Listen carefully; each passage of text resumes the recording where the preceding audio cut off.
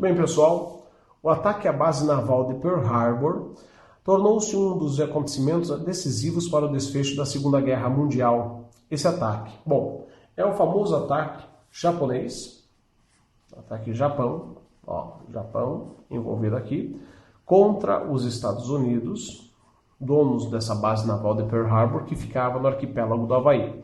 Esse ataque acontece em 7 do mês de dezembro do ano de 41, quando a guerra ainda pendia mais para o lado do eixo, composto por Itália, Alemanha e o próprio Japão, tá? Do que para vitórias dos aliados, apesar de que a Inglaterra, que era a única, de fato, aliada nessa situação em conjunto com a União Soviética, estavam se quebrando lá, literalmente, contra a Alemanha nazista na Europa, beleza? E, logicamente, com alguns italianos. A entrada aqui dos Estados Unidos contribuiria para a formação do bloco dos aliados, tá? O que torna o conflito mais equilibrado. E a partir daí, com vitórias maiores com a entrada dos Estados Unidos, auxiliando mais a Inglaterra, tá? E favorecendo a União Soviética no leste europeu, como a gente vai ver em outras questões. Na letra A, diz o seguinte, que esse ataque representou a primeira grande derrota dos aliados, uma vez que os japoneses passaram a utilizar armas atômicas contra as cidades asiáticas porque essas defendiam os aliados. Mentira, né? Questão até de cultura geral.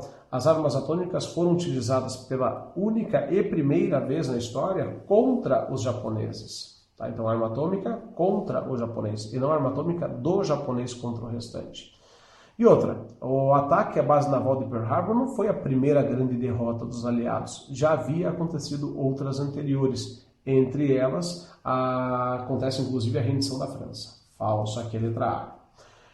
Criou condições favoráveis para os aliados na luta contra as forças nazifascistas, pois foi um fato histórico decisivo para a entrada dos Estados Unidos na guerra. Confere, tá?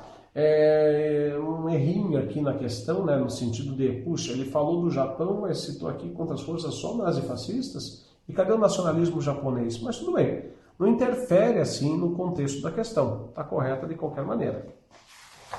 Contribuiu para o aumento do poderio estratégico e militar dos alemães.